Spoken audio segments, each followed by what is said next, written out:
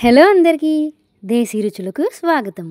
ఇవాల్టి మన రెసిపీ వచ్చేసి ఎంతో టేస్టీగా క్రిస్పీగా ఉండే బెండకాయ ఫ్రై. నేను చెప్పిన విధంగా యాజ్ ఇట్ ఈస్ ఫాలో అయ్యి ఇలా బెండకాయ ఫ్రై చేస్తే మీ ఇంట్లో ఈ కర్రీని ఎవ్వరూ వదిలిపెట్టరు, ఎప్పటికీ గుర్తుండిపోతుంది ఈ బెండకాయ ఫ్రై టేస్ట్ అనేది. ఇక ఆలస్యం ఎందుకు, రెసిపీలోకి వెళ్దామా? ముందుగా నేను 1/4 కిలో బెండకాయలు తీసుకున్నాను. మీ కర్రీకి తగ్గట్టు మీరు 1/2 కిలో కానీ కేజీ కానీ తీసుకోండి. ఈ బెండకాయలలో వాటర్ వేసేసి మనం శుభ్రంగా వాష్ చేసుకోవాలి.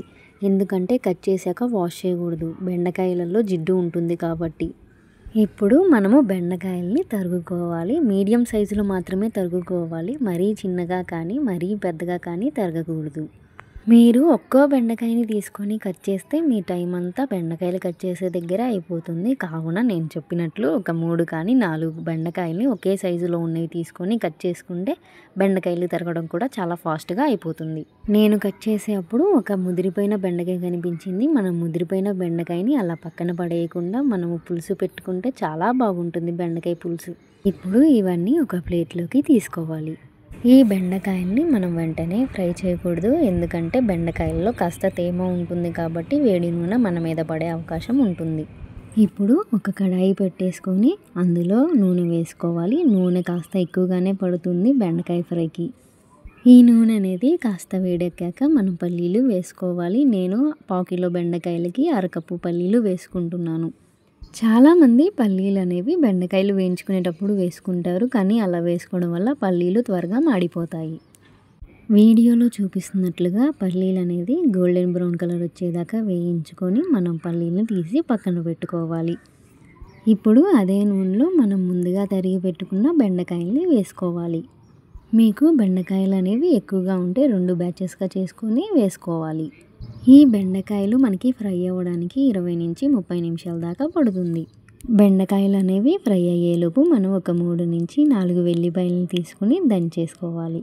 మనము ఎల్లిపాయల్ని కాస్త ఎక్కువగా వేసుకునేటప్పుడు కారం కూడా తగ్గించి వేసుకోవాలి, ఘాటు ఉంటుంది కనుక. బెండకాయలు అనేవి ఒక 15 నిమిషాలు ఫ్రై అయ్యాక మనం ఒక గుప్పెడు కరివేపాకుని తీసుకొని వేయాలి. ఇలా ఆయిల్లోనే వేసుకోవడం వల్ల మనకి కరివేపాకు అనేది చాలా క్రిస్పీగా ఉంటుంది. పోపులో వేసుకుంటే మరీ అంతగా క్రిస్పీగా ఉండదు. అలా ఒక 20 నుంచి 30 నిమిషాల దాకా బెండకాయలు మంచిగా ఫ్రై అయ్యాక ఆయిల్ అనేది రాకుండా తీసి మనం పక్కన పెట్టేసుకోవాలి. బెండకాయలు అనేవి మనం ఎక్కువగా డీప్ ఫ్రై అనేది చేయకూడదు. అలా చేయడం వల్ల బెండకాయలు చాలా డ్రైగా మరియు చేదుగా ఉంటుంది తినేటప్పుడు. ఇప్పుడు మనం పోపు కోసం ఒక ప్యాన్ పెట్టేసుకొని అందులో 2 టేబుల్ స్పూన్ దాకా ఆయిల్ వేసుకోవాలి.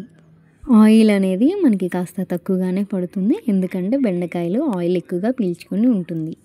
ఇప్పుడు మనం పోపు దినుసులు మరియు కాస్తంత ఇంగువ వేసుకొని ఫ్రై చేసుకోవాలి.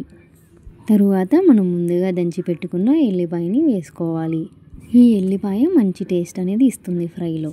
ఇప్పుడు మనం ముందుగా వేయించి పెట్టుకున్న బెండకాయల్ని వేసుకోవాలి. చూస్తున్నారు కదా ఎంత ఆయిల్ ఉందో, అందుకే మనం తక్కువగానే ఆయిల్ వేసుకోవాలి. ఈ బెండకాయల్ని మనం చక్కగా కలుపుకొని ఒక 2 నిమిషాల దాకా మళ్ళీ ఫ్రై చేయాలి. తరువాత ఈ బెండకాయలలో మనము 1/2 టీ స్పూన్ పసుపు, 2 టేబుల్ స్పూన్ దాకా ఉప్పు మరియు 2 టేబుల్ స్పూన్ దాకా కారం అనేది వేసుకోవాలి. ఇప్పుడు ఈ బెండకాయలలో చక్కగా పసుపు, ఉప్పు, కారము కలిసేటట్టుగా కలుపుకోవాలి. ఒక 5 నిమిషాలు కారం అనేది మగ్గాక మనం ముందుగా వేయించి పెట్టుకున్న పల్లీలని వేసుకోవాలి. ఇదే టైంలో మీరు కావాలంటే కాస్త జీడిపప్పు పలుకులను కూడా వేయించి వేసుకోవచ్చు. ఇలా 1 మినిట్ కలుపుకున్న తర్వాత గ్యాస్ ఆఫ్ చేసుకుంటే మనకి బెండకాయ ఫ్రై అనేది రెడీ అవుతుంది. అంతేనండి. మా వీడియోస్ని చాలామంది చూస్తున్నారు కానీ లైక్ కానీ సబ్స్క్రైబ్ కానీ చేయట్లేదు. నిజంగా మా వీడియో మీకు నచ్చితే లైక్ చేసి సబ్స్క్రైబ్ చేసి పక్కనున్న బెల్ ఐకాన్ క్లిక్ చేయండి.